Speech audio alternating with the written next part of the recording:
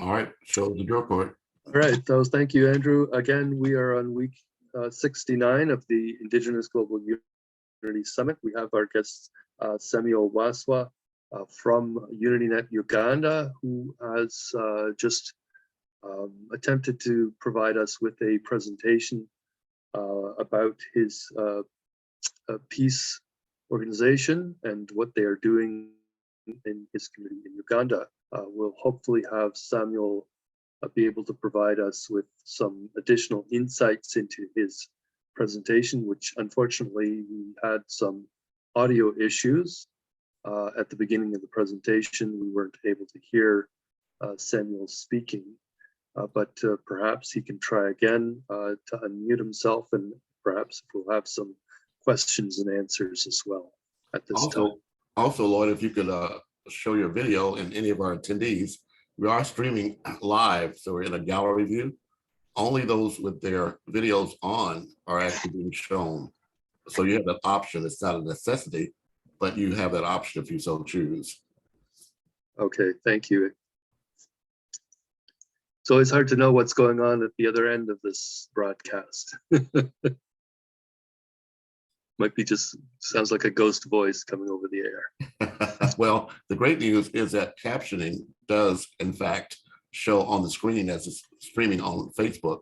And I have shared this on multiple pages. So even though we have a small in-house audience, we always have a larger global audience.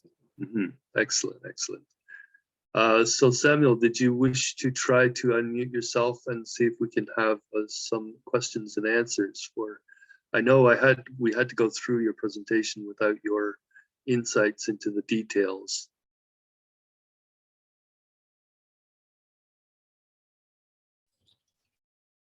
Also, just to say it, I think Lisa, I need something had indicated that she wanted to make contact with Samuel later, but perhaps she could speak to what brought her attention to this particular presentation. Lisa Needs.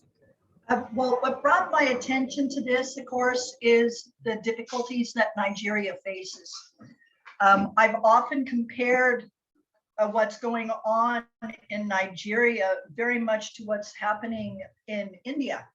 Although I believe this is from Uganda, but please go ahead. Oh, yes. Well, as he was talking about Nigeria and of course, how that's been infiltrating into areas around that nation. What I found in talking with people on the ground is we do have regions where there's a certain amount of peace, but we do have regions where there's a great deal of unrest and even open war, where actions against minority groups are very heavy and very restrictive. Also, you may want to think about that being xenophobia. Yes. As opposed to minority in the case of people that are of the same ethnic group but of differing backgrounds, but just for historical purposes. Now, thank you for that correction, Andrew. I appreciate that. What we're looking at here is a great deal of unrest because there are people who are very much demanding the basic civil rights, basic human rights be observed.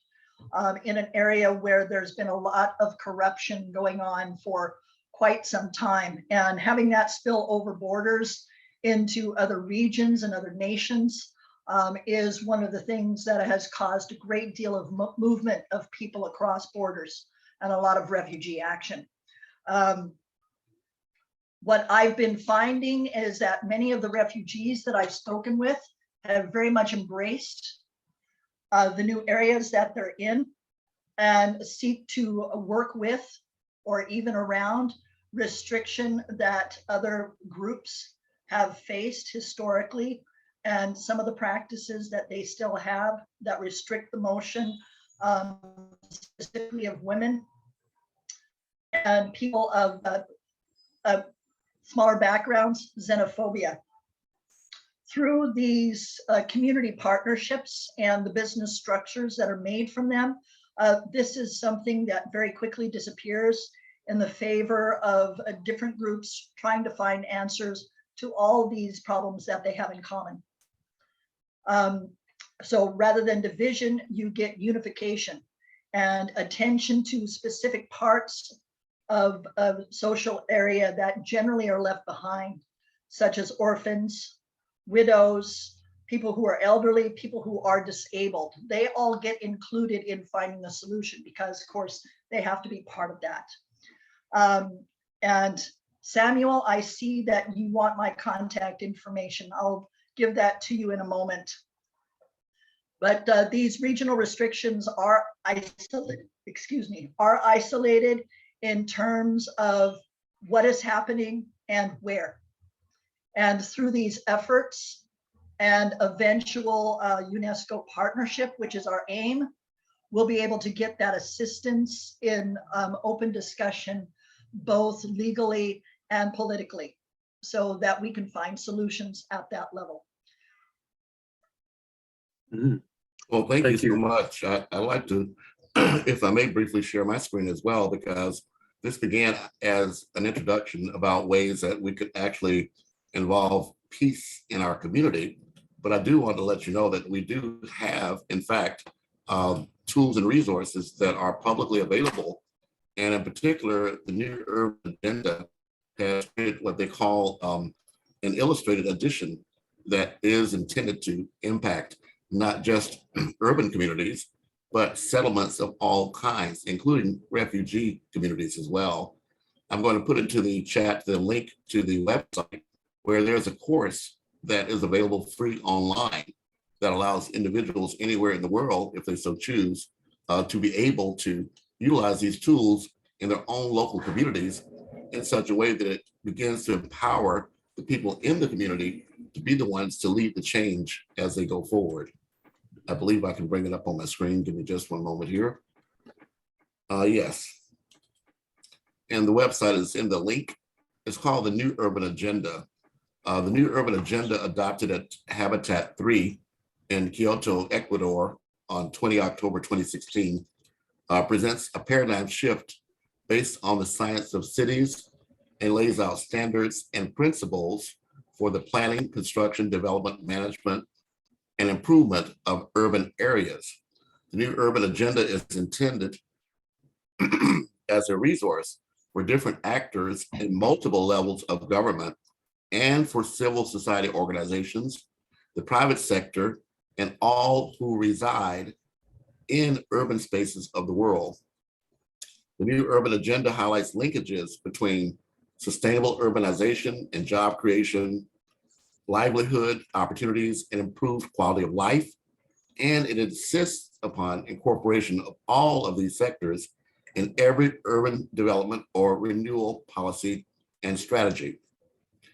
The New Urban Agenda as a base for the New Urban Agenda online crash course. This self-paced course in 2 parts is available for free and accessible at any time. On this website, you can access the course by clicking the blue highlighted here. The course further breaks down the contents of the New Urban Agenda in an interactive and engaging format. An official UN Habitat certificate is awarded upon completion of the course. The New Urban Agenda acts as an accelerator of the Sustainable Development Goals, SDG, particularly SDG 11, make cities and human settlements inclusive, safe, resilient, and sustainable, to provide a comprehensive framework to guide and track urbanization around the globe. Cognizant of the fact that 95% of the urban growth will be in the developing world, Sustainable Development Goal number 11 sets targets and defines indicators to measure progress and growth. The New Urban Agenda Illustrated Handbook, prepared for all urban stakeholders globally, supports a stronger understanding and implementation of the propositions contained in the New Urban Agenda. It subdivides and maps the New Urban Agenda into 3 chapters. 1, core dimensions. 2, means of implementation. And 3, governance, follow-up, and review. The handbook analyzes the contents and propositions of the New Urban Agenda and their synergies with the Sustainable Development Goals and targets, enriches them with visual illustrations. examples from all over the world, and practical propositions for action. Throughout its different sections, it provides a snapshot of issues and challenges in the urban development sphere as they are laid out in the new urban agenda. It aims to address higher level policy decisions for the growth and development of cities around the world. Key topics related to sustainable urban development are explained in summary, and each can be further investigated and explored. In the bibliography section, a complete list of references is provided for the reader to further research and study. I want to bring that to your particular attention, Lisa and Septum, as your work with UNESCO is, as I understand it, dedicated to achieving these very same objectives. So I'm just suggesting that for us here in the United States, for example, it is in fact the UN Habitat that is our interface through here, the Department of Housing and Urban Development. So it would be important, I think, because you are both a member of UNESCO and we do have members such as EDFU that are members of ECOSOC, that we empower people like Samuel and those other communities through our efforts to connect the dots to leave no one behind. I'll turn it back over to you, Lloyd. Thank you so much. Thank you, Andrew, for mentioning Foo Foundation. Again, we have been promoting Foo through our events. On Eventbrite pages, you will always find Foo there, and they're a critical partner for this as well. And you'll see it, their logo on even our most recent events as well for this upcoming Youth Peace Week, which I think at this point in time, I may as well go through some of the events that are coming up. So once again, I will share my screen with our own presentation for the IGU Summit. I'll just go through the first, I think the first few slides. There are a few new slides that we have, or I have been adding, but we can probably just go through those first few as I go through the events coming up. Hold on just 1 second.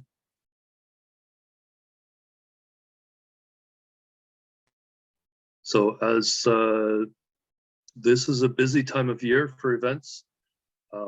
So actually yesterday, I wanted to mention as well that yesterday was actually the International Day for Universal Access to Information. So September 28th, 2022, recognizing the significance of access to information, the 74th UN General Assembly proclaimed September 28th as the International Day for Universal Access to Information, or IDUAI, at the UN level on October 2019. The day supports the idea that everyone around the globe has the fundamental right to seek, receive, and disseminate information. So this is a fairly new recognized day in the UN calendar. Again, I'm putting the additional information into the chat. Today as well, for people who don't know, it is International Day of Awareness of Food Loss and Waste. So September 29th, 2022. Again, in the chat, I will put some links to the FAO and the United Nations, which says an opportunity to call, this is an opportunity to call to action both the public, national, and local authorities and the private sector, businesses and individuals to prioritize efforts and initiatives to cut food loss and waste.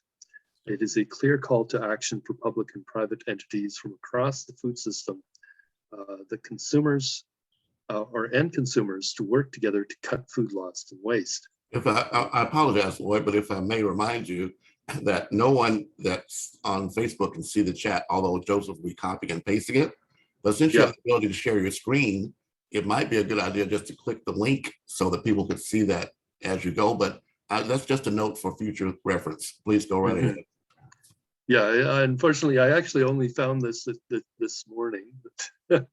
We are moving ahead in trying to at least let people know about the days that are in the UN calendar that I think are very important Today as well here in Canada is actually tomorrow, I should say, is the National Day for Truth and Reconciliation, which is observed now every September 30th, where the day honors First Nations, Inuit, and Métis survivors and their families and communities, and ensures the public commemoration of the tragic and painful history of residential schools is recognized.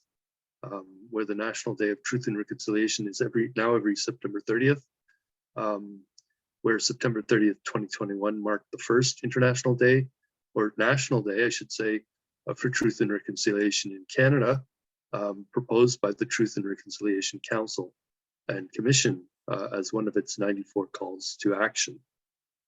As well, September 30th, as the first day, coincides with what's also called Orange Shirt Day, which recognizes the tragic legacy of the residential schools and the missing children and families left behind, and the survivors of these institutes as well, where the Truth and Reconciliation Commission, again, some links in the chat, they published its 94 calls to action in 2015, but yet 6 years later, now only 14 of the calls to action have been implemented.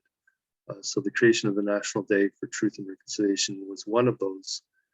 It's the single step along this long path ahead. And that also coincides tomorrow with an international event called the World Maritime Day, which probably most people have not heard of, which is celebrated on the last Thursday of every September, September 29th of this year, honored the tireless work of the international maritime industry workers. The word maritime comes from the Latin word maritimus, which means of the sea. As well, coming up on October 1st, a day after this Saturday, is the International Day of Older Persons. Lloyd, Yes. I apologize just a moment. But before you go further, I do want to bring to your attention that September is in fact recognized as International Underground Railroad Month. And so that has a particular significance because it is the city of Windsor in the south part of Canada that is over the bridge from Detroit. That is in fact the starting place for the Underground Railroad into Canada, but that extends all the way up through Quebec. So I'm working with a team that's looking to have an event next year in Windsor that will allow us to uplift this legacy because it impacts not just the people of African descent and those of Canadian descent, but also in people of Indigenous descent. Many of them work closely hand in hand with Quakers, abolitionists, and others to make sure that the Underground Railroad did succeed. Thank you so much. You can share your screen again now. All right, so this is very good sharing of information of events that I wasn't aware of either. So these are all things I think that should be, of course, to our UnityNet calendar, which we actually also call the Living Recalendar as well. So I'm just going to go to the second page here because I do want to mention as well our upcoming Youth Peace Week, which starts on October 4th, which is Global Cooperation Day. So our first event is the Ubuntu Summit, which has already been published. And so this is a screening of the film called The Sultan and the Saint, along with a virtual dialogue about the AHIABGA process of localization of the global goals. So again, this takes place on Tuesday, October 4th, starting at 11 o'clock here in Toronto, Eastern time. And then that follows up by that's the launch of Youth Peace Week, which is actually. I apologize, Lloyd, but taking a step backward to the October 4th, it would be remiss if you and I did not make clear that October 4th is also recognized as Global Cooperation Day. And it was in fact that I've learned about in 2008 that was founded by Liz Greenwell, the mother of Adam Greenwell, that led me to where I am now today. So I do want to say that October 4th is a very important date for Global Cooperation Day worldwide. And I would ask you to think about ways we can connect that dot as well. Thank you. Yeah, so absolutely. I mean, this is a mutual journey between myself and Andrew, and in terms of our interactions through the Global Cooperation Day organization, originally in New Zealand, which I believe now has its headquarters in Bermuda. So we are, of course, promoting this as a universal day that we would like to be recognized by the United Nations as well. At some point, hopefully in the near future, we will have that recognition for Global Cooperation Day. But I do want to mention as well, of course, October 5th, World Teachers Day. That is our first second major event of the Youth Peace Week, which we are calling it. So actually, we have the guest speaker on our call today, Lisa Anise, who will be making her presentation. Whose logo I would ask that you include on this flyer, because it is in fact your organization that has, I think, it has implications not just for the audience of ours, but also her audience and family as well. That's my suggestion. Absolutely. Thank you for that suggestion as well, Andrew. I actually threw this slide in about 2 minutes before I came on the call today, because I wanted to make sure that this was mentioned during our opening presentation today. I agree with you completely, but credits are so important. And by showcasing the people that are involved in their organization, it empowers them to expand our reach to a wider audience. Absolutely. So I would like as well to take this opportunity, actually, as we go through, I will put into the chat here the link for the Eventbrite page, but then I would like to also go to that Eventbrite page, and then we can go through all of the organizations that are part of that on that Eventbrite page, and that will include, of course, the logo for. Please here, there's a little bit. Please do. Balls in your court. Yeah, no, I think it makes sense if we can go through that Eventbrite page, then we will be able to showcase all of the partners, organizations that are part of that as well. So let me just stop the share here. Share my screen again. This time I will share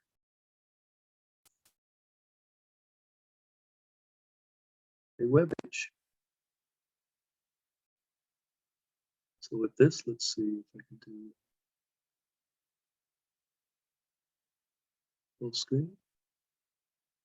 So this is actually the Eventbrite page for our Youth Peace Week first day after the Ubuntu Summit, after the Global Cooperation Day event on October 4th, which is Tuesday. This event coming up on World Teachers Day, October 5th, Wednesday, is our registration page for the Youth Peace Week launching. And so you can see here, this is a feature event of the Climate Smart Global Youth Summit Week, also known as Youth Peace Week, taking place from Global Cooperation Day, October 4th, to World Food Day, October 16th. So this event is a presentation followed by a virtual dialogue about the importance of cultural education in schools. And that is, of course, the title of the presentation, the importance of cultural education in schools. So this, again, starts at 11 o'clock in the morning, Eastern time in Toronto and New York and Washington.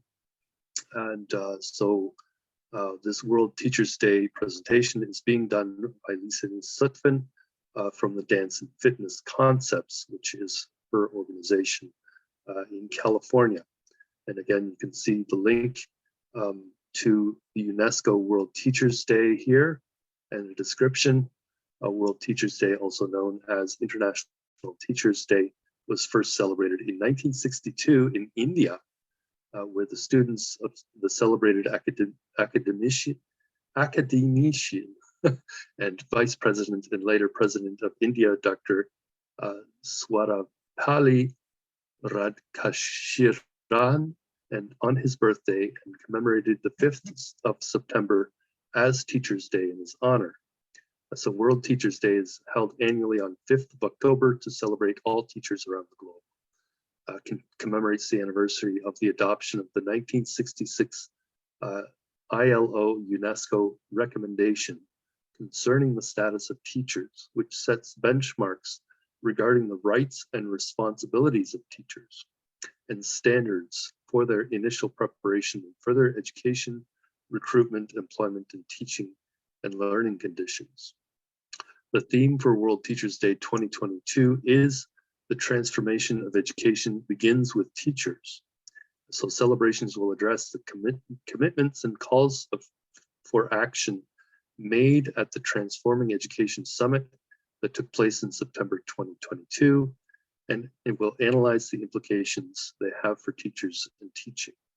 And you can see that our partner in doing this presentation is Dance and Fitness Concepts, and there's the logo on the screen. Their mission is they are dedicated to improving the health and well-being of individuals and communities through dance-based exercise. They provide programming for every age and need, and facilitate partnerships between and among governments, educational and research entities, healthcare professionals, and other charities and nonprofits. There's also a small bit about their strategic plan for the future, where their programs are cultivated and sustained through their partnerships, where all their programs incorporate the music and social dances known to the communities, ensuring overall health using dance-based principles. Well, perhaps you could enlarge your screen size, Lloyd, because I think we'll be able to do so, and that will enable us to see a little bit better, perhaps. Let me see if I can do that here. Control plus is usually the way to do it. Just a thought. I apologize. Okay, let me. I wasn't really aware what it looks like on the other end. Well, that's who we are talking to, the audience, right? Okay, there we go. Yes, you're right. Better. So there's the logo for Dance and Fitness Concepts. Again, they are based in California, and as well the website is right here on this Eventbrite page. Perhaps you could copy and paste that into the chat if that would be convenient for you. Absolutely. So I will. Here. So this is also being hosted or co-hosted by the Global Unity Network. So the Global Unity Network is a global citizen network intended to bring together and empower billions of global citizens on planet Earth in an interlinked network of passionate citizen humanitarian entrepreneurs, along with civil society organizations, academics, educators, learners, and creatives, as well as business and faith leaders, experts in governance and finance, who are dedicated to the establishment of a worldwide, localized, compassionate, collaborative, regenerative economy that leaves no one behind. So the Global Unity Network is delivering education and training and awareness raising programs in cooperation with the UnityNet International, which is networked through the International Unity Gardens Network, also helping to establish unity teams or INAP collaboratives in local communities worldwide. So these unity teams, the local teams, engage with local citizens, including youth, educators, decision makers, and other community members, through periodic purposeful events that focus on the delivery of learning programs and exchanges that help local humanitarian entrepreneurs establish various types of local humanitarian enterprises in their own local communities, where the local humanitarian entrepreneurs are also supported and empowered to achieve success through their membership in our global network of local networks. So again, the Unity Gardens Network links are on the website as well, and I will put them in the chat. We also have a Unity Learning Network as well for delivery of the learning programs. We have both a professional network on LinkedIn as well as a public network on Facebook. There are also some WhatsApp chat groups that are related to each one of these as well. If you wish to become part of the conversation. Just a housekeeping note. Mm-hmm. If you were to attempt to increase the size even larger, we don't need to see the free register part. You may be able to use most of your screen if you continue to increase the size. Just a thought for our audience who can't possibly read any of that. Okay, so I'm trying to increase it even further here. It won't break, I promise you.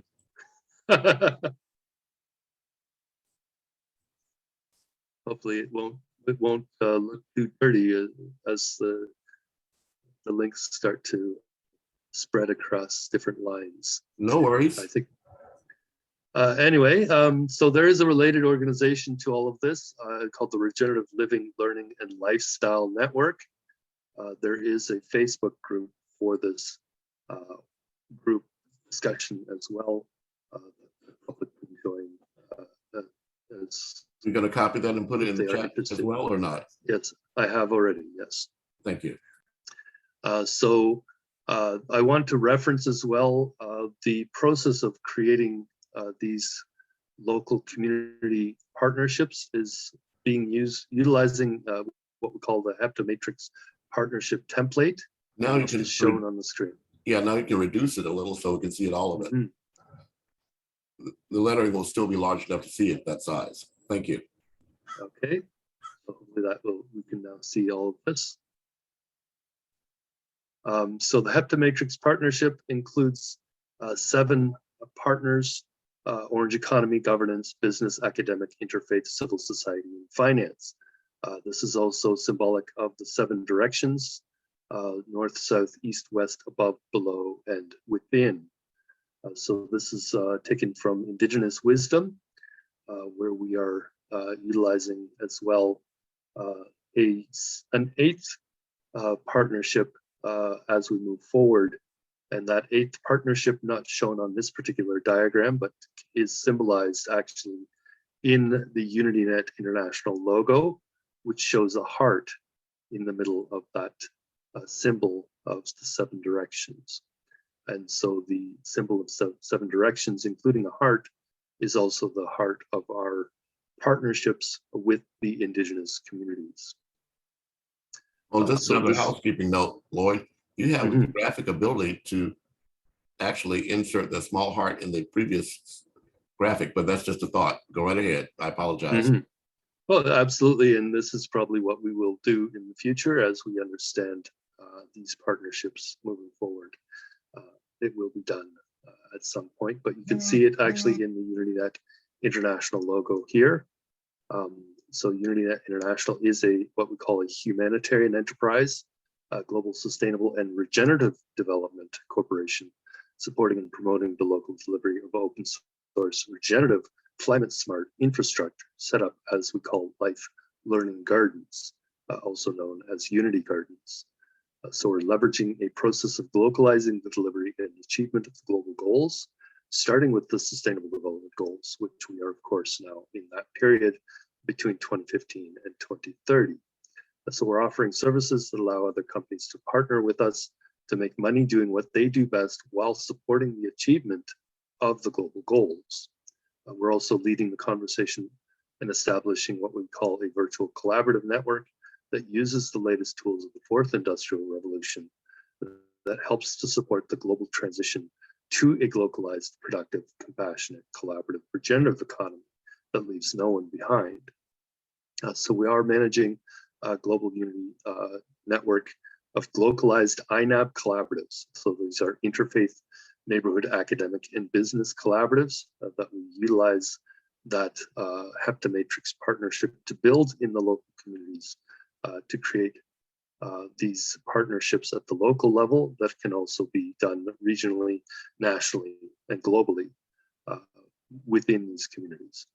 So these local community engagement programs that we do start with the planting of the trees of peace and reconciliation, and the establishment as well of youth peace gardens and the flying of Indigenous unity flags, all in ceremony. So we have regional, national, continental UnityNet global business development networks that we're building. This is what we call the UnityNet. We're also supporting and working in partnership with UnityNet programs, events, projects, campaigns. We call this the Global Unity Network organizations, our chapters and nodes that we have been establishing, continue to establish by the people from around the world who are interfacing with us to deliver these projects, the campaigns and events. As I mentioned, we have the Tree of Peace and Reconciliation tree planting ceremonies. We have Sunlight Spectacle virtual edutainment shows and events that we would like to do, as well as coordinated international bubble fun festivals, sports, dancing, and arts. Again, in the chat, I can put the links that you see on the screen here. Oops. Two. So you can see as well, our partnership includes UnityNet International is creating something called the Global Partnership for Regenerative Development. We work very closely with UnityNet Africa and Diaspora, our first continental network, which is intended to be the baseline for all that we're doing. So the Global Partnership for Regenerative Development created in order to help educate and train the next generation in the best-in-class regenerative development solutions that can be applied in all of our local communities worldwide. So the primary network of humanitarian enterprises, these INAB collaboratives, are coming together through this partnership, which is being done as per SDG 17 partnerships for the goals, with the focus on the practical implementation of the local regenerative solutions for achieving a globalized, productive, compassionate, collaborative, regenerative economy that leaves no one behind in all of our local communities. So I do want to mention as well that localization is being done per the AHIABGA UnityNet UNAD partnership ecosystem that we are creating, which is being facilitated, of course, through the ad hoc International Advisory Board of Goodwill Ambassadors, which you see the logo on the screen here, which was created by our host, Andrew and Andrew Networks. And you can see AHIABGA-TV@gmail.com on the logo. Andrew Networks can be accessed via www.ahiabga.org and is a brand and domain name owned by Parks DC Export Trading Company, comprising the various social media channels, including No Court TV and UN.TV properties such as TRN TV International News and T Universal Citizens Media Network.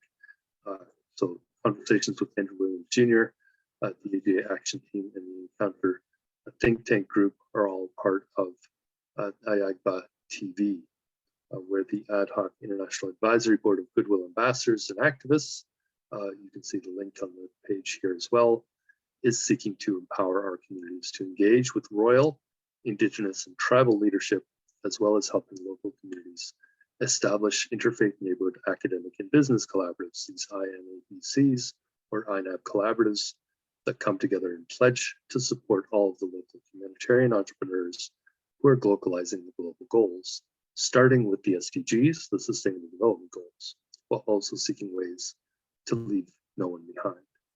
So the main partner we have locally here in the city of Markham, where I am living, is Drada Markham. They are a group that was created by an organization called Science for Peace. Drada Markham is our local climate change solutions education and training hub.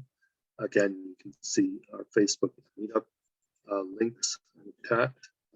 I will put those in the chat as well for people to go see those. Drada Markham does aim to develop a locally relevant program to generate activity and create a hub of drawdown activity in York Region here in the GTA, Greater Toronto area.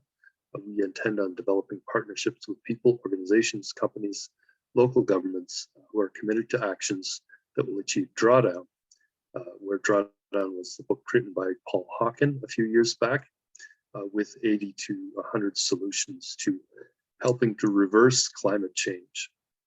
So we are helping to connect people in our community with other change makers to galvanize local action and a new sense of optimism and agency in our local community. So the Drawdown Initiative, we're working with Pachamama Alliance. It's a program to increase public awareness and engagement in the movement to reverse global warming. So our mission is to educate and empower our local community in Markham, here in Ontario, Canada, to take action with the goal of achieving drawdown or net zero CO2 emissions by 2050 or before, by encouraging and facilitating community members and local organizations, institutions, and businesses to implement actionable on-the-ground projects that either reduce CO2 emissions or preferably actively sequester carbon and put us on a path toward reversing global warming. So our vision is where the city and all its residents, businesses, and community members and organizations in the city of Markham are prepared for the consequences of climate change, but are actively doing their part to help achieve drawdown through the local, regional, and other actions that help to reduce emissions or sequester carbon and contribute to climate action, which is SDG 13. Our mandate being helping to facilitate creation of a local community climate action hub in the city of Markham for the purpose of teaching residents about how to take climate action at the local level, help to build resilience into their communities. Our action statement is that Drawdown Markham's role in Markham is to enhance multi-stakeholder efforts at promoting partnerships, bridging efforts across sectors in support of taking local and regional climate action, regional being the Greater Toronto Area. So Drawdown Markham is also a working project of this organization, Science for Peace, which you can see again on the page, Science for Peace Community Sustainability Working Group, or as we call it, COSWAP, which has been around for many, many years. So one of our main partners is what's called v20220929 Global Cooperation Turtle Island, which was an organization created, I believe, in 2019, before the pandemic, when we did our very first Tree of Peace and Reconciliation tree planting on September 15th in Pickering, Ontario. And that was what launched much of the initiatives that we're doing today. So v20220929 Global Cooperation Turtle Island, as you can see on the screen, is an organization focused on life value peace education, with our goal and our message being simple: everybody loves to collaborate. So our mission is to transform the human mindset and our relationships from one focused on conflict and competition to one that is focused on peace and cooperation. So we do education toward awakening dreamers and a goal of affecting changes in our modern culture toward the creation of a tipping point in our collective culture, such that people fully recognize life value as being above and far more important than money value. So v202209 Global Cooperation Turtle Island is focused on this idea of life value peace education for the purpose of facilitating the achievement of the Sustainable Development Goals of the UN, also known as the Global Goals, for all countries, all people of the earth, and all our relations, leaving no one behind. So we call a movement of joy, enjoyment of the things in life that are actually important, like the sparkle in people's eyes. So we have a long line vision to awaken possibility in other people, make other people powerful, open up the cosmic laughter so that we can all get A's in life. So we're inventing something that will light up everyone's life, move the goalposts, telling stories, engaging, fascinating, and radiating possibility for a truly better future, and encourage direct action within our own communities to make that future a reality. What are our projects? We create life learning gardens. Within these gardens, we intend to demonstrate that it's possible that human behavior, through the introduction of more coherent and inclusive ideas and through the adoption of a holistic, nature-based, knowledge-centric vision of the mind, can be unplugged, reprogrammed in such a way that people's lives moving forward can positively affect the changes that are necessary in order to create the better world that we all know is possible. So the goal is human consciousness 2.0, such that human individuals are capable of relating to all living things as if part of us. So this is a project of Science for Peace Community Sustainability Working Group as well. And you can see the link to that on the screen as it is highlighted, and I put that into the chat. Okay. So we do have a network, as mentioned earlier, a regenerative living learning lifestyle network. This has its own Facebook group. This is a discussion around helping humanity accelerate the transition from what is called Homo configere, our current situation, to Homo amore universalis. And the rough translation of that is humans who love universally. Again, public group in the chat. Right. So we are working through the UnityNet Peace Gardens that we wish to establish in all our local communities as the first step, along with the planting of the trees of peace and reconciliation. So this is a fairly new group. UnityNet Youth Peace Gardens Network allows community members through our UnityNet Empowerment Network to engage in dialogue with youth, especially about their future well-being and how they can these communities can empower them by providing opportunities for the youth to meet their own needs and achieve their collective dreams of a better world for all people, humans, and all our relations.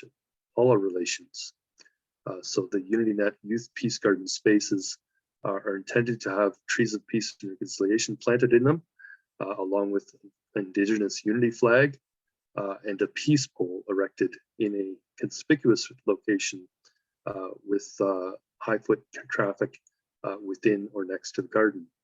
So these gardens symbolize the hopes and dreams of the entire human family and stand vigil in silent prayer for peace on earth. And that comes from the text for this peace pole, as you can see here in the link as well. Peace pole being a monument that displays the message, "May peace prevail on earth," in the language where the country where it is being placed, and usually includes as many as 3 to 13 additional translations of that message, "May peace prevail on earth," in a number of different languages. Again, you can find our public networks and professional networks in the chat and also on the screen as well. This is all being done. Of course, this event is the Indigenous Global Unity Summit Week event, week 69 that we are doing. And so we are supporting this Indigenous Global Unity Network development as we move forward. The Indigenous Global Unity Network is a network intended to bring together all of the Indigenous communities from around the world to contribute to the achievement of a globalized, compassionate, collaborative, regenerative, or circular economy that leaves no one behind. So again, we do have a professional network along with a group. This organization is being administered by the International Indigenous Unity Flag Organization, which again, you can see the link here on the chat that I will put into the chat as well. So this is a universal cultural symbol for the perfect world in peace in all its geographical, human, and ecological diversity. You can see the Indigenous Unity flag is showing on the screen with the green background with the 12 circles and the feather in the 4 colors that represent the Indigenous I forget the name right now. Sorry. The Indigenous Unity flag. No, the 4 colors represent the four parts of the wheel. I forget what it is called right now. I'll have to put a dialogue in there a little bit about that as well. So the Unity Learning Network is one of the very first things we had created when we established the Global Unity Network at the beginning. So this is our primary learning network focused on developing a network of climate smart education practitioners and organizations that will assist in and undertake the delivery of these practical and useful content for all the people who will become members of the Global Unity Gardens Network, with a special focus on the female and feminist humanitarian entrepreneurs, or FFHE, and their supporters. So this was created for the purpose of addressing the global goals, of course, starting with the UN Sustainable Development Goals, which again, we are in the middle of right now. So this is done through communication and what we call practical food systems learning. We are supporting the learning partnership for Global Unity, which is a multi-country project of the Global Unity Network for connecting learning institutions, starting with universities and colleges, and ensuring that they are fully engaged and participating in the Unity Learning Network and the Unity Gardens Network for the delivery of these practical hands-on learning, these practical learning programs in humanitarian entrepreneurship and the localized delivery of the various regenerative climate smart solutions for achieving the global goals. Again, there we have here a link to both the public group professionals network as well as our open discussion group. You can join if you wish to become part of the discussion around the learning programs. We also have at the start of the Unity Network, Global Unity Network, the Unity Gardens Network. So this is the actual open source regenerative climate smart infrastructure that we would like to set up as demonstrations in all of our local communities, where we would like to demonstrate these practical regenerative solutions. So this is a discussion among local farmers, gardeners involved in the AHIABGA campaigns to localize the global goals through the campaigns of establishing these life learning gardens in all of our communities worldwide, where we are focusing on 5 different solutions at the Unity Gardens, also including the CSV Gardens of an organization called FBSC, the Foundation for Building Sustainable Communities. We also focus on Unity Forests, which include the Victory Forests of FBSC as well, along with Climate Smart Kitchens, delivered by an organization called Kindred Kitchens, which is working closely with FBSC to develop that program for all local communities. We also have the Peace and Regenerative Development Centers, also known as CSAFT, or the Climate Smart Ag and Food Training Centers. This actually is in effect the establishment of what are called bubble buildings or solar roof buildings, which are controlled environment regenerative buildings set up as these learning centers in the local communities. We also support what are called Wheel of Life farm schools, where a model was created for a closed loop regenerative farming ecosystem that is actually an aquaponics system that grows fish and veggies, and was developed by an organization called ESRLA. Also in Vietnam, they are known as EPWA, Empowering the Poor Through Waste.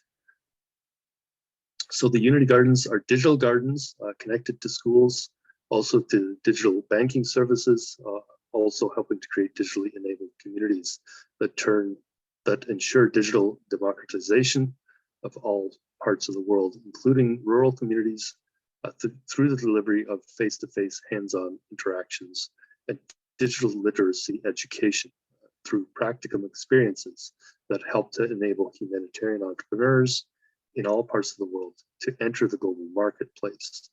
So UnityNet International is creating this global Unity network, also called UnityNet, helping to enable the next generation to innovate and therefore help to create a more level playing field across and among all of the currently disconnected communities of the world. Again, we have a WhatsApp discussion group along with a public group and a professional network, all on social media for anybody to join.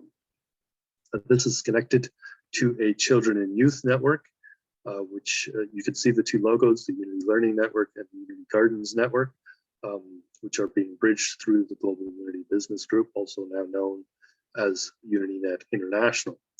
So the Global Unity Network Children's and Youth Network has a mandate to mobilize, educate, and empower young people in each of our local communities to tap into their creativity and ambition, ensure that they focus on people and planet, or humans and the environment, as we move forward and toward creating a 21st century globalized, productive, compassionate, collaborative, regenerative economy that leaves no one behind.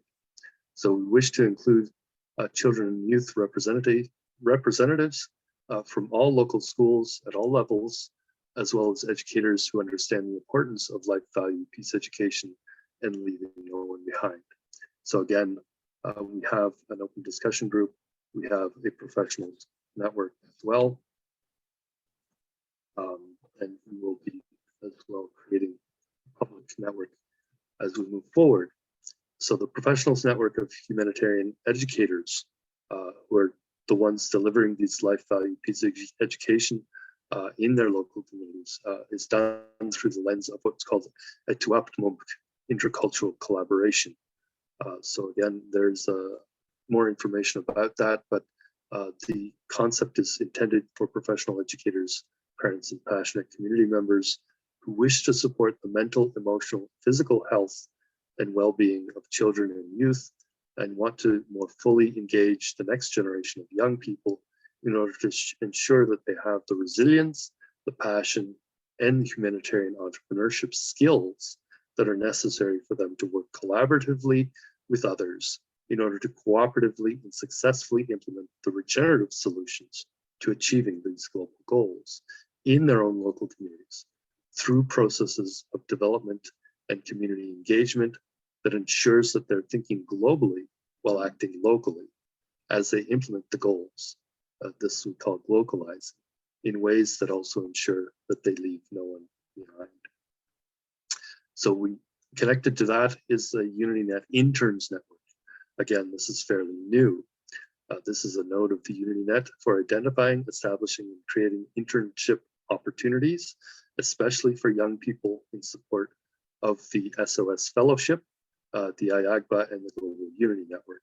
So again, we have a professionals network along with a public group. We are working closely, again, with the Children and Youth International Network.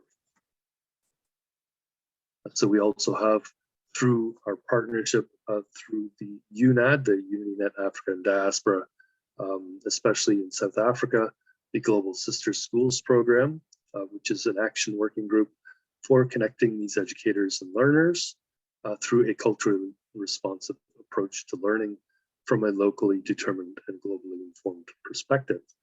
We are focused on arts, culture, sports, and storytelling, history, arts, music, dance, as a way to engage communities through a learning network that is also focused on healing. So the Global Sister Schools program will support the Global Partnership for Regenerative Development and what we call the Celebrating the Diversity Catalytic Livability projects, which of course includes those Unity Garden learning centers, with the goal being the establishment of learning partnership for global unity, as mentioned earlier. And these links you see on the screen into the chat. So we do have, as I mentioned, a number of different types of Unity Gardens. One of the important ones we have is the Unity Forests. And the Unity Forests, consisting of regenerative permaculture forests established as these cooperative community Unity Garden enterprises, operated by the female and feminist humanitarian entrepreneurs, in all of our local communities, inclusive, again, of the Victory Forest Unity Gardens by the Foundation for Building Sustainable Communities. We are supporting the UnityNet 2064 strategy to establish a global network of unity forests in all of our local communities as a pathway to achieving a regenerative economy that leaves no one behind. Our unity forest concept encompasses all of the various regenerative, climate smart, and permaculture forest solutions where humanitarian entrepreneurship can be taught to all of the citizens of the local communities.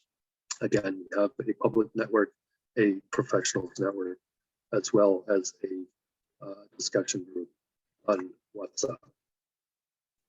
As well, we have a health network, a Unity Health Network, which delivers health strategies. This is a subgroup of the Global Unity Network managed by the CSF Development Group, focused on healthcare learning, delivered through a virtual collaborative education and training platform. This network is dedicated to the optimal health and wellness of mind, body, and spirit of all humanity and all divine creation. Again, we have a public group as well as a professionals network. Not shown here though.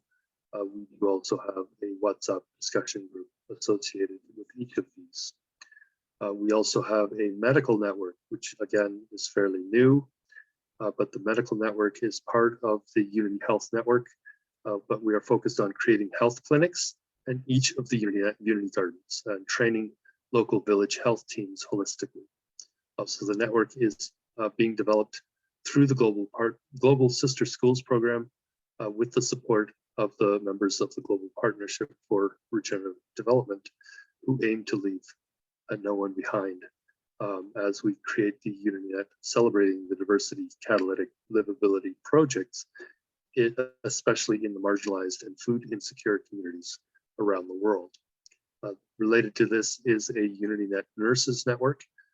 Again, anybody that is a nurse or supporting nurses can join a WhatsApp discussion group, which again, I chat. So this is again part of the UnityNet Health Network, focused on delivery of education and training for the community nurses that need to be trained to deliver local medical services in all the local communities of UnityNet. So we do also have a culture and diversity network supporting the Global Unity Network plans to establish these unique and culturally relevant local community Unity Garden infrastructure projects that reflect the local cultures of each country, city, community, or village, including the eco-villages. So the Unity Garden designs should reflect the unique local food of the areas where they are built, including the drinks, along with the unique cooking styles, language, music, dance, clothing, arts, and other cultural artifacts, history of the local people, including the indigenous peoples. Again, you'll find links to all of these discussion group, network, and professionals network as well. That is linked as well to the UnityNet Unity Arts Network, which again, we have people that are involved on this call. So that network promotes the AHIABGA UnityNet process of localization of the global goals, starting with the SDGs through partnerships, SDG 17 being the partnerships for the goals with local and international artists committed to using their art to demonstrate coexistence and cooperation through artwork that conveys messages of peace, reconciliation, and forgiveness primarily. So this network is complementary to the Unity Culture and Diversity Network. Again, we have both a professionals network as well as a public network and associated with the chat group that people can join if they contact me. So we also have a Unity Network Canada Eco-Village Network that was established last year. This is home to the proposed Eco-Village Center of Excellence, which will be managed by Unity Network Canada, as proposed again by Joan Kerr from the Foundation for Building Sustainable Communities. Again, there we have a public network as well as a professionals network related to that. Leading that effort is an organization called the Maui Aloha Project, or MAP, which aspires to create a sustainable, thriving eco-village on large shared land, offering a healing center for the transformational arts and an intergenerational alternative learning environment for children in an international conference center, performance arts studio, educational farming, and research cooperative, all forms of experiments in conscious interaction and communion with nature that are in alignment with responsible paradigms for peaceful living on planet Earth. The Maui Aloha Project honors and promotes cultural values, utilizing diversified means to explore paths of transformation of consciousness, leading to the attainment of a sense of belonging, intrinsic self-worth, and joy for all. A MAP is a learning environment embracing cultural and cognitive diversity and offering programs and processes that cultivate new opportunities for expansion of human potential in cooperation with nature. MAP is a haven for residents, visitors, and the international community, a living entity embodying the spirit of healing and transformation and exploring possibilities and new creations for a new Earth. So Maui Aloha Project offers itself as a catalyst for change through integration of body, mind, heart, and spirit in sacred community with nature. Again, I will put this link for those on the call in the chat.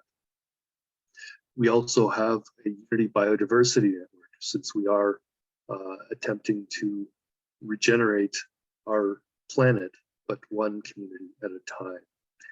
So the Unity Biodiversity Network is what's called an ecocentric alliance for mainstreaming biodiversity action through ecosystem and plant community restoration, including through the implementation of rural and urban permaculture techniques that can help humanity end poverty by solving the biodiversity issues.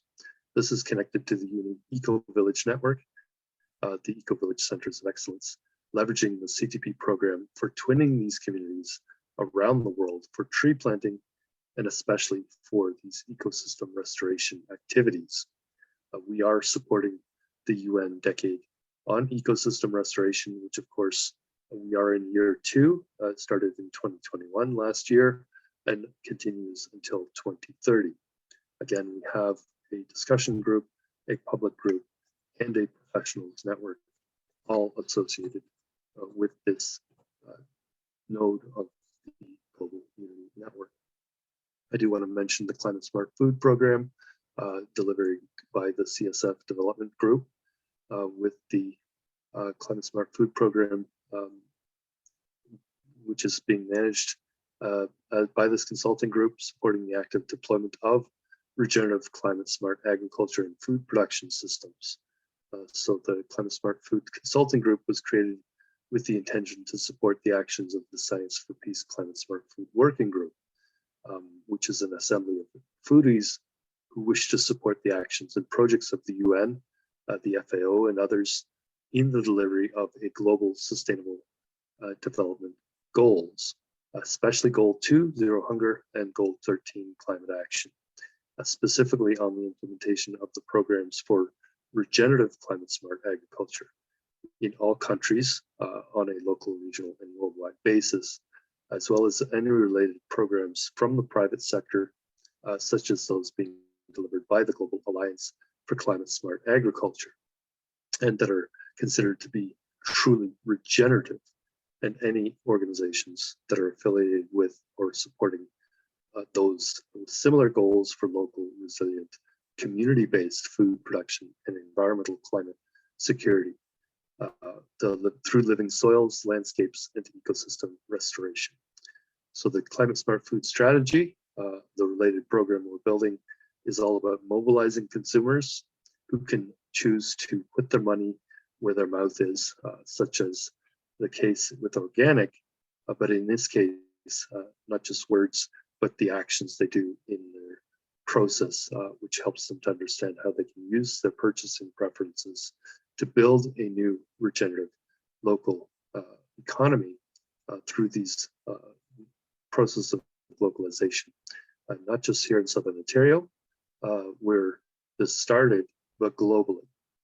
We're using a new basket of social innovations, which are being, of course, delivered through UnityNet, in addition to the various technical innovations to help sequester carbon into soils and support the implementation of the SDGs, the global goals. So the CSF program aims at the certification of climate smart landscapes and the products that grow on them. The CSF certification initiative is focused on the realization of the SDGs, the global goals, the marketing of regenerative landscapes, the development of markets for food that is grown within the holistic carbon sequestering climate smart landscapes, where healthy living soil is the dominant factor in creating sustainable fertility.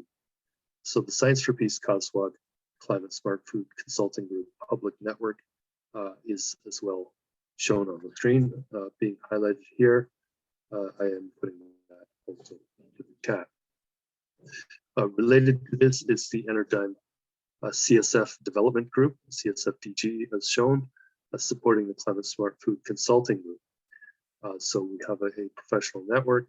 We are building the physical and digital structures and innovative business pipelines that enable the youth of today to begin to launch a new era of global carbon sequestration during this UN decade for ecosystem restoration, 2021 to 2030. It says upcoming on this slide because this was actually created a few years ago. This is part of a worldwide effort to achieve the Sustainable Development Goals. So our goal of the CSF Development Group is the implementation of the global Sustainable Development Solutions infrastructure through the establishment of a cooperative tech and solutions alliance of small businesses, starting here in the Toronto area of Ontario, Canada, eventually across North America, Turtle Island, and globally. So our primary focus is on the deployment of what we call regenerative infrastructure solutions that can be implemented locally in all of our local communities. We start, of course, with the Unity Gardens, the open source regenerative climate smart infrastructure solutions. So again, we want to establish climate smart kitchens in every one of these Unity Gardens that we put it into our communities. The climate smart kitchens are also learning centers intended to implement and complement the various types of productive community Unity Garden collaborative learning centers. So these are places for teaching community members, especially youth, how to process, cook, market, sell, and trade the various types of regenerative climate smart food and related nutritional and medicinal and other types of locally produced regenerative products. So the double drawdown climate smart kitchens, as we call them, or use gasifier stoves that make biochar that eventually goes back into the productive use so that we can grow even more regenerative climate smart food.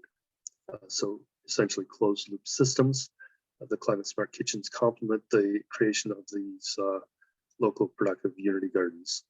So we again have the Unity Gardens, it's permaculture gardens, the Unity Forests, the Wheel of Life farms and farm schools, and the Spark Pod Learning Centers, or CSAP, the Climate Smart Ag and Food Training Centers. So we are using within the context of these learning spaces, the kitchens, the humanitarian entrepreneurship learning programs, and the 2I Seeing Etwapimunk guiding principle for intercultural collaboration. Again, highlighted here, we have a WhatsApp discussion group along with a Facebook group as well. All of this, of course, can be accessed from the Eventbrite page, which is what we are looking at now. So we also have a women and feminist network as part of UnityNet, where the Women's and Feminist Network of humanitarian entrepreneur business owners and managers are encouraged to exchange tips, tricks, and ideas among themselves. This is an open forum general discussion group for the women and the feminists. We call feminists the men who support our women, who wish to have professional and social discussions on matters that don't necessarily have a specific theme, although the chat does gravitate toward discussions around gender issues. And so, as noted here, feminists in this case are the men who support the female humanitarian entrepreneurs. We have both a public discussion group as well as a chat group on WhatsApp, along with I believe there's a related professionals network. If it's not in this page, I might put that. So this chat group actually is administered by two organizations in two different countries of Africa. Tots and Kids, which is part of UnityNet South Africa, which of course is a G20 country, just like Canada and many of the other powerful countries of the world, as well as JAFOA, which is in Uganda, which is a least developed country, LDC. So the name we also call FFHE is the note here, Female and Feminist Humanitarian Entrepreneurs. We also call this the Global Unity FFHE Network. So one of the other nodes of our network is UnityNet Tots and Kids Africa project. So this is a pilot project for poverty elimination for children, for elderly, for youth in African rural communities, especially, starting with a partnership between YOCCS in South Africa and JAFOA in Uganda. So the pilot project intended to demonstrate how the AHIABGA UnityNet process of localization of the global goals can help stop gender-based violence, eliminate child abuse, and eradicate poverty in marginalized communities across Africa. So this is based in large part on the Women Empowerment Program Impokoko Mandla, or Women Power, Women Enterprise Development Programs, intended to help eliminate gender-based abuse and minimize poverty in marginalized communities. Again, I include a link to Tots and Kids, especially as a nonprofit company based in Johannesburg in South Africa, serving and providing to the welfare, psychosocial, edutainment, legal and recreational needs of children, both abled and differently able-bodied in these marginalized, volatile, and vulnerable urban, peri-urban, and rural communities. And this is done through holistic grassroots interventions that are facilitated by extensive participation of the cautiously selected community of youth, women, men, and the elderly. They aim to mold children into conscious youth and adults for a better world for all. Sorry, I'm losing my voice a little bit here. So we do also have UnityNet Elders and Seniors. I put this here because that is connected to this organization called JAFOA. The UnityNet Elders and Seniors Network does also have its own discussion group. They are focused on the needs of elder persons, elderly and seniors. They want to ensure that we leave no one behind as we begin the transition to a regenerative economy. So through the group, we engage community partners, government stakeholders, older adults as authentic partners, demonstrating novel health promotion and prevention strategies that can enhance the lives of older people. They do this by mobilizing partners, providing them with knowledge, tools, and support they need to create change. The administrator of this group, Gabriela Malaika, is vice president of UnityNet Uganda, as well as continental treasurer for UnityNet Africa and Diaspora. She's also the founder and executive director of JAFOA, Jehovah's Alive for Old Age, which is an indigenous local organization that supports and advocates for the vulnerable, needy, elderly, and orphaned vulnerable children. So there is a link here for JAFOA, which believes that social protection has become a major development intervention because it directly reduces poverty, supports excluded citizens, access services, provides a foundation on which to build productive livelihoods, as well as enabling citizens to live a life of security and dignity.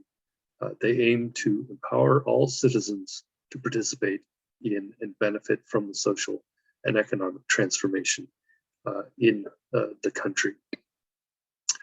In light of this, government's priorities, JFO is implementing various interventions that provide care and integration of older persons and orphaned and vulnerable children into society.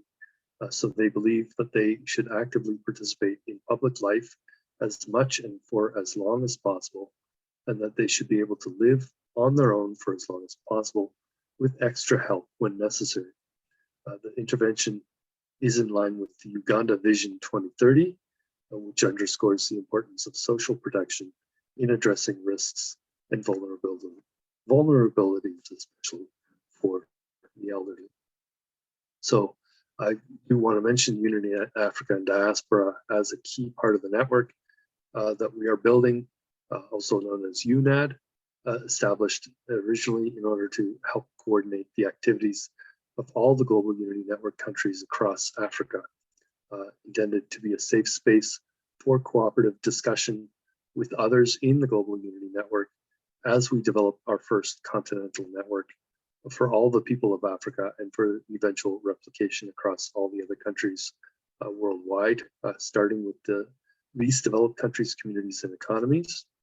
Again, we have a professionals network along with a public group and an open forum on the website. The Eventbrite page, you can find some of the most active country chapters. Each one of these includes a link to the relevant WhatsApp discussion group for each country that is actively moving forward to implementing these programs in Africa. Again, we also have a related chapter here in North America, which we call Turtle Island. So UnityNet Turtle Island, we have the discussion group around implementing the full suite of open source regenerative climate smart infrastructure in our local communities here in North America, Turtle Island, as a first step toward globalization of the global goals for all people everywhere, leaving no one behind. We do, again, start with the Trees of Peace and Reconciliation tree planting events. We create these Unity Gardens, the Climate Smart Spark Learning Centers, also known as CSAF centers. We do the events like Sunlight Spectacle events and Bubble Fun festivals, sports, dancing, and arts programs. We have our most active country chapters, including Canada and the US, as well as the Caribbean and Mexico chapters for within the UnityNet Turtle Island. I want to highlight UnityNet Canada. This is actually where a lot of this started. We have, again, both a public network as well as a professionals network for this country chapter of UnityNet Global Unity Network. And so we also have here a new chapter for UnityNet Ontario, where we are in the process of putting together an alliance between Ontario-based or provincial organizations across our province of Ontario here. And then locally, we've had for quite a while what's called UnityNet GTA, or Greater Toronto Area. And so this network has existed for a couple of years, and we are building this slowly as we disseminate our information to all of the relevant organizations in our communities around Toronto. So two organizations that we created just this past June on World Environment Day, GTA Interfaith Neighborhood Academic and Business Collaboratives, two of them so far in the Greater Toronto Area, which actually includes 25 different municipalities. So we've got the first two established, one in Mississauga and one in Markham. So these INAB collaboratives, the Interfaith Neighborhood Academic and Business Collaboratives. So we have the baseline for them. We are actually planning to do the ceremonies of the Tree of Peace and Reconciliation next year, 2023, in order to actually cement the relationships with all of these local organizations. So these INAB collaboratives are professional networks of community enterprises and organizations that will all be invited to participate in the local INAB collaboratives, these interfaith neighborhood academic and business collaboratives, in this case for the city of Markham, as well as the city of Mississauga. So we want all of these partners, as I showed earlier, the HEPTA Matrix partnership template.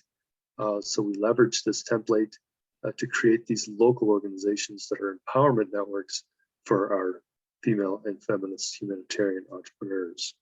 So we have the INAB collaboratives as an empowerment network locally with all of the for all of the local female and feminist humanitarian entrepreneurs in the city of Markham and in the city of Mississauga, along with the local FFHE teams, the entrepreneurs themselves, these young female and feminist humanitarian entrepreneurs, who would be the ones establishing the local Unity Garden construction, maintenance, and operational teams as typically as cooperatives, cooperative enterprises. So we have here the Mississauga INAB Collaborative Professional Network as well set up. And so we are building this network as we move forward. We are in partnership with an organization called PodNet GTA, which is again a partnership between PodNet and the UnityNet GTA team. So where we are trying to create an enterprise hub here, the Global Cooperative Enterprise Network of regenerative housing and buildings and community solutions delivered again by the CSF Development Group. So again, we have our social media and our professionals network, where the original concept here called Spark Markham in reference to the Spark Pod project of the people in Bermuda, which had originally come to this idea of creating this community education and training center that would be dynamic in the community. So we do intend to become part of this Spark for Humanity Hub network of climate action, these climate smart education and training centers that we would like to create worldwide. So again, you can find the original Spark for Humanity Super Jubilee 400 Spark Classroom Network Plan, which was, I believe, created in 2020 during the pandemic. Could have been even before that. And then the International Global Fund Festivals Network, which was really what started us off on many of these community engagement programs and projects as well, following the Tree of Peace and Reconciliation. So we have ongoing community engagement and not just a one-time initial events. So we have a Greater Toronto Area or GTA Global Fund Festival Network as well. Again, with a public group as well. You can see the bublefund.org, which is part of the PodNet ecosystem. And then here in the Toronto area, supporting all this activity is our partner Carbon Shot Earth. Here in Toronto, Toronto area, they are actually in Mississauga. They are a sustainable marketplace for climate solutions. They are incentivizing carbon removal. So this idea of drawdown. So they would like to seek ways to reverse climate change. So they are incentivizing planetary scale engagement to restore natural ecosystems and to reverse climate change.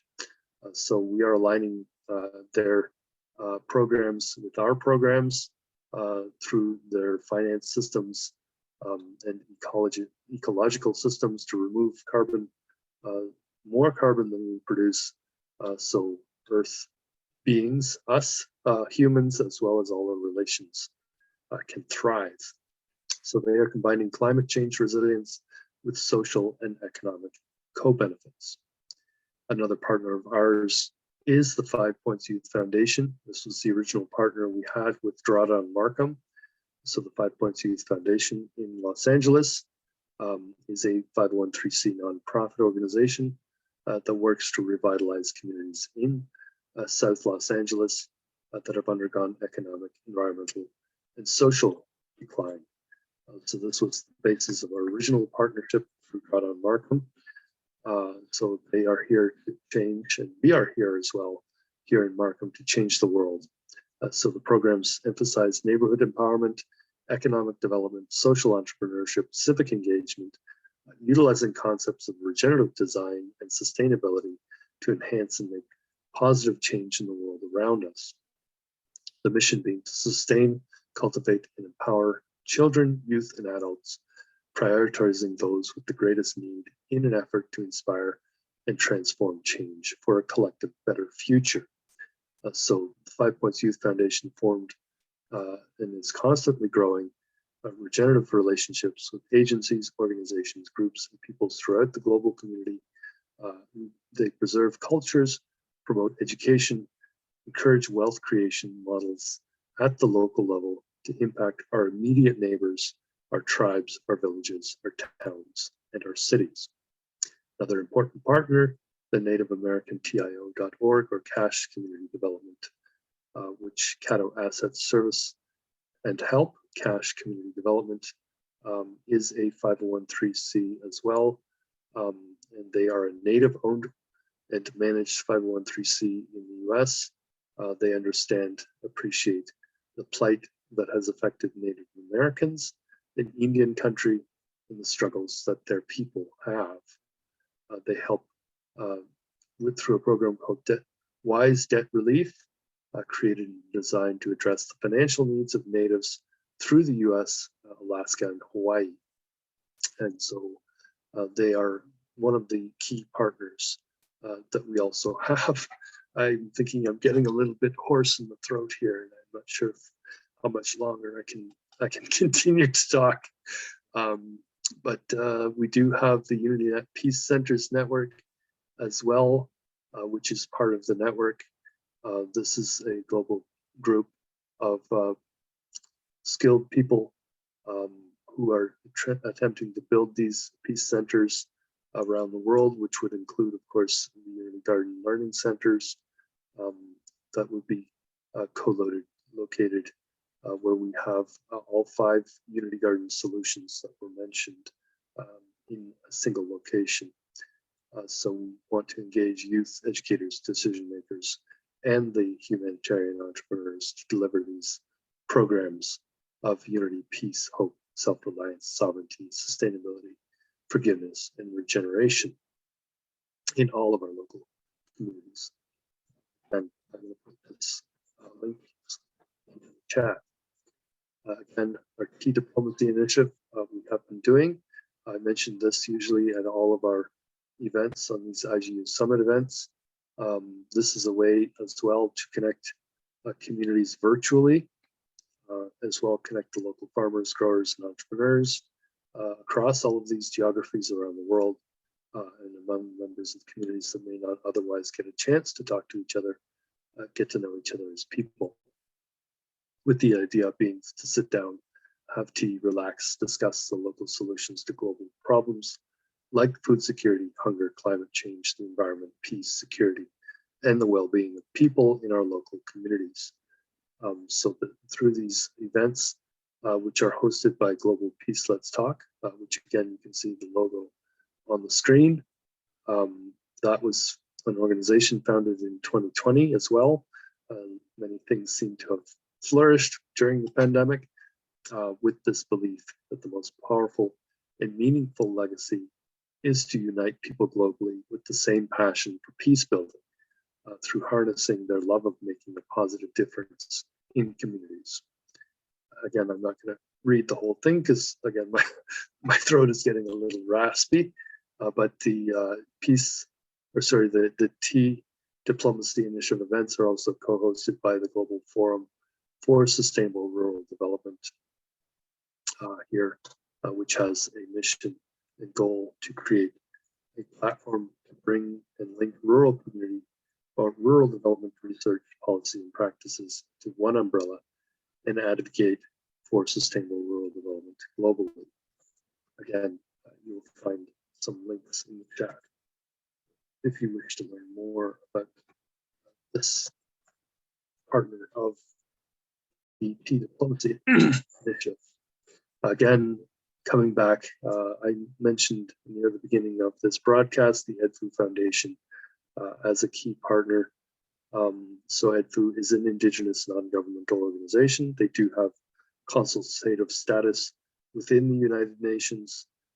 They view structural violence as a public health issue and as a worldwide crisis for not just Indigenous peoples, but for all beings.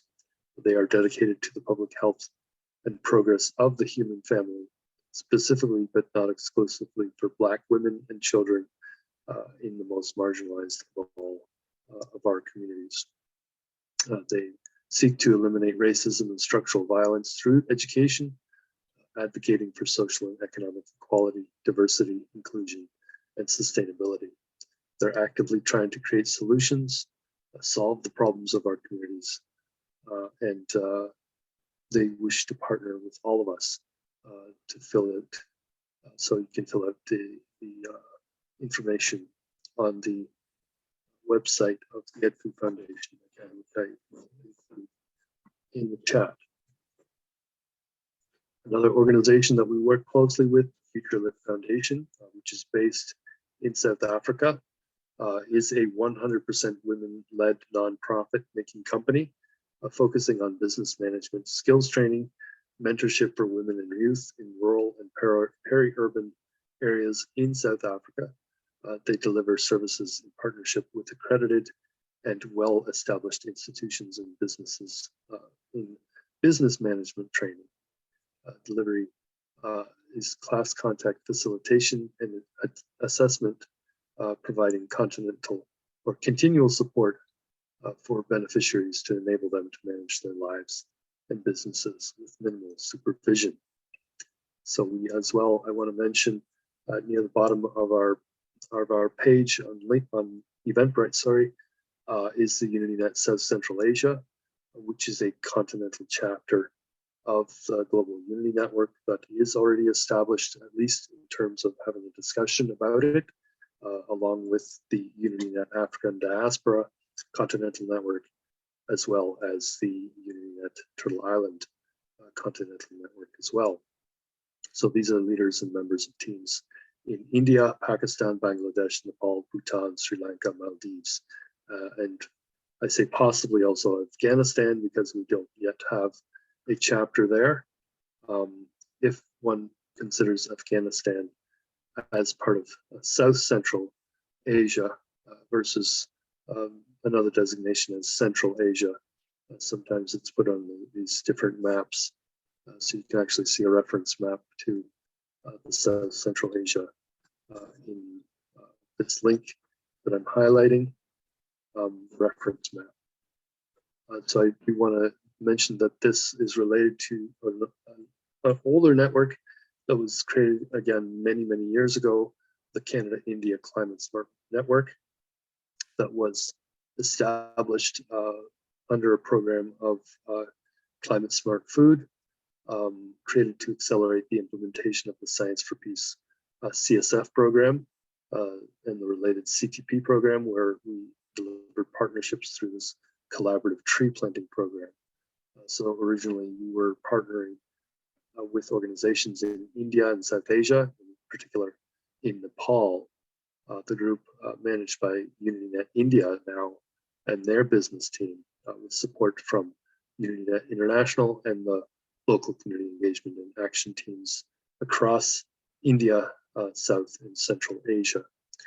So the Science for Peace Climate Smart Food, the sub-working group can be seen here, and access to that group, again, can be found in the chat. And also I mentioned the CTP program for building regenerative climate smart communities. And this concept that we have, and this will be one of the presentations made during Peace Week, is about the CTP program, the Climate Smart Food Program, which is being linked through the collaborative tree planting that we're doing. And the organization here that we were originally working with, the National Federation of Women Farmers, is actually based in Nepal. So this is a historic collaboration that we had to promote the Climate Smart Food Program and the CTP program.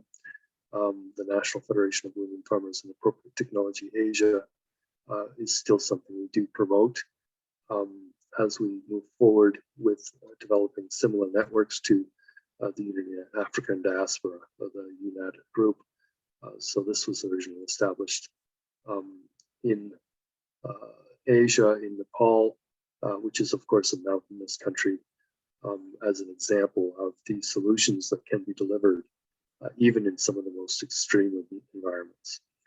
So I did not include other organizations in this on this Eventbrite page, mostly because I ran out of space. Eventbrite actually only allows 50 of these elements to be included on their pages. So there are actually 50, I should say 25 of these logos and 25 descriptions on the page. I'm going to try to see if I can find a way in the future to combine them a little bit more, as I have done with a few of the logos that you see. Saying, for example, I put these two logos. These are two organizations locally here, but I put them together side by side since they do have the same layout and format. And so there's a little bit of work that needs to be done to do all of this and put all of these events together. But this is one of our most important events that will happen on October 5th. It is published already, again, for anybody to participate in these programs. It is free to participate and to understand the programs more in depth, especially around the community partnerships that we are trying to create, which will be outlined by our partners who are members of SID UNESCO, which is the Dance Council of UNESCO, and with the, of course, the title of this event being a presentation about the importance of cultural education in schools. So I think with that, we will likely wrap up today's IGU Summit event. A little bit different than most of the time that we do these events. And hoping and so glad to see that there are still people following this discussion and the ecosystem of programs that we're trying to create in order to establish what we're now calling a localized, productive, collaborative, compassionate, regenerative economy that leaves no one behind. It is an ambitious project and program for the future of humanity and all our relations. We are ambitious, of course, because if we don't do this, who will? So I'm open to questions or comments from anybody that's remaining on the call today. If not, we can wrap up. I see that Andrew is no longer on the line. I'm assuming that we are still broadcasting and live streaming this event as well.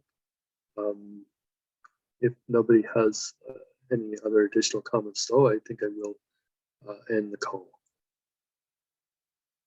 So thank you all again for attending. I have a question, Professor. Oh yes, okay, Malika. Yeah, good evening, everyone on call. Yeah, thank you so much for the great presentation.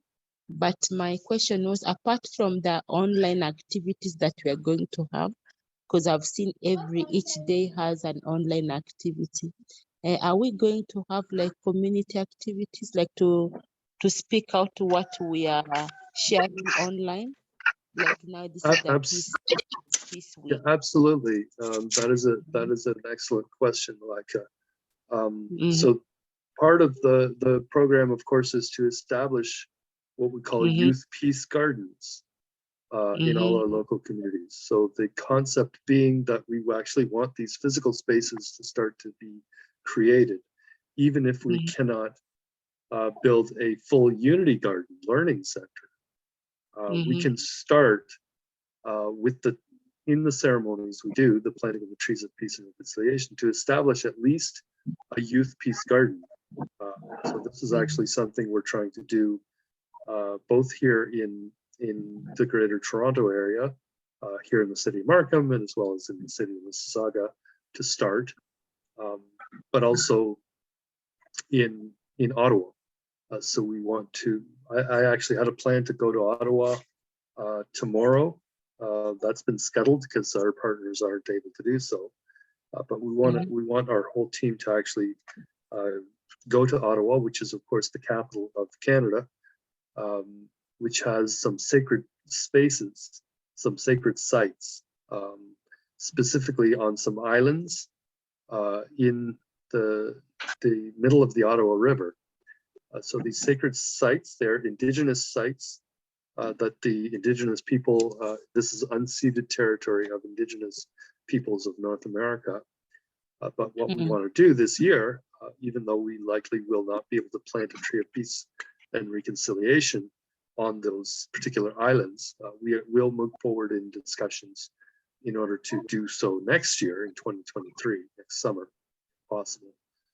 But this year we would like to actually establish at least the partnerships with the local community groups in Ottawa.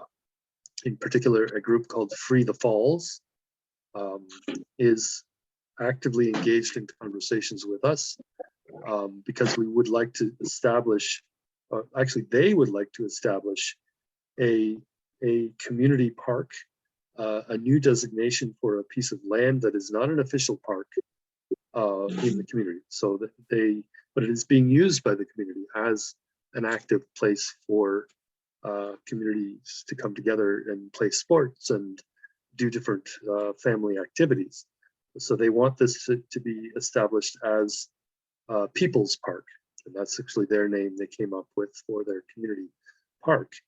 And we would like to establish a Unity Peace Garden in that People's Park in Ottawa, which is downtown in the city of Ottawa, which of course, again, is the capital of Canada, which of course is one of the important partners we'd like to build and have a relationship with the government of Canada, which is represented by our members of parliament who sit on Parliament Hill.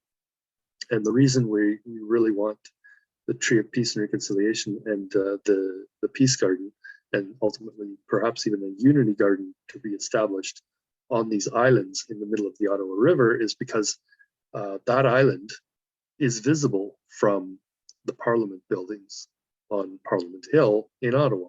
So the members of Parliament who are elected leaders of government would be able to see that Unity Garden and Peace Garden. And there's actually an existing totem pole erected by the Indigenous people on that island where we would like to establish the gardens, where we will also want to establish, of course, a Tree of Peace and Reconciliation, along with the peace pole and the gardens, and fly an Indigenous unity flag next to that totem pole. So we will have all the symbols of unity, of humanity, and all the relations in that one single location on the island in the Ottawa River in front of the Parliament buildings of Canada, as a symbol of the coming together of all the Indigenous people of the world in support of our humanitarian entrepreneurs. So yes, I encourage everyone to create a Unity Peace Garden as a first step, as a gathering point for people in the community to have these discussions locally about creating these INAB collaboratives to support the local humanitarian entrepreneurs like yourself who are implementing those solutions in your community.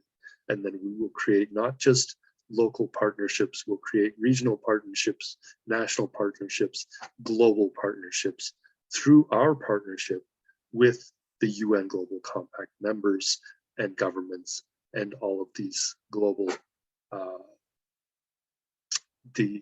NGOs and all of the partners that we are trying to work with who are part of our network. So I hope that answers your question, Malaika. Yes, thank you so much. It has been a detailed answer. I'll actually do that, what you've explained down there in the communities I'm serving, because I'll be down at the community for 1 week. Thank you so much, Professor. So this is exactly why we are engaging with you, Malaika, because you, I think, understand the importance of these partnerships at the local level and how important it is for the local people who understand their local communities, their local cultures, their local languages, their local watersheds, the physical environments of their local communities, and what needs to be done, who is being left behind, who is homeless, who is hungry. It's only by understanding the local that we can really implement these solutions to achieving the global goals through this process of localization. And so that focus on local is really what we're doing. And I hope it's understood that UnityNet itself, this global Unity network, is going to be and is intended to be in a collaboration and a bringing together of all of these local, the INAB collaboratives globally on what we call the Interchange for Peace, where every local community is tasked with creating these INAB collaboratives, these interfaith neighborhood academic and business collaboratives that will empower the local female and feminist humanitarian entrepreneurs who are the ones creating these local community-based businesses, the enterprises that grow the food, that deliver the services, that actually implement these solutions. So we're not looking to others to do things for us. We're doing it for ourselves in our communities, but we will be supported by the global organizations that partner with us. So those global organizations, whether it is through the United Nations or through these NGOs or like UNESCO or the World Food Program or anybody that partners with us, we will help to deliver those programs in the local communities through the partnerships we have and we create locally in each community, who will be all talking to each other through this virtual collaborative network as we have these programs developed in order to serve the most vulnerable in our communities and make sure they aren't being left behind. And that is the concept of the LNOB, leave no one behind. So thank you very much for that question again. Thank you too, Professor, and thank you for organizing for the meeting. So I hope everybody will also attend our upcoming events during Youth Peace Week. So this again starts off with our Ubuntu Summit, the screening of the film Sultan and the Saint, along with the virtual dialogue around this process of localization and global goals. Again, that takes place on Tuesday, October 4th, so in only a few days from now, and that's followed by the World Teachers Day event. And then we have a few more other events that take place up until World Food Day, October 16th, which is the following week, but we call it Youth Peace Week, even though we might even be expanding it to become Youth Peace Month, depending on how much interest we have in these programs. So again, thank you all. It is now almost 1:30 p.m. We've actually been on the call 11, 12, 2.5 hours. And so I hope that everybody will come away from this discussion today with a better understanding of all that we're doing. So have a good weekend, everybody, and we will see you next week for the IGU Summit week number 70, which actually includes a presentation by Mitch Gold from the UN Office of the Future. Mitch is based in Mexico, in Playa del Carmen. He will be telling us about a better model for the United Nations and how they can organize themselves in a more productive fashion through the programs he is setting up to implement in cooperation with the United Nations. So thank you all, and we will see you next time. Thank you too. Good night.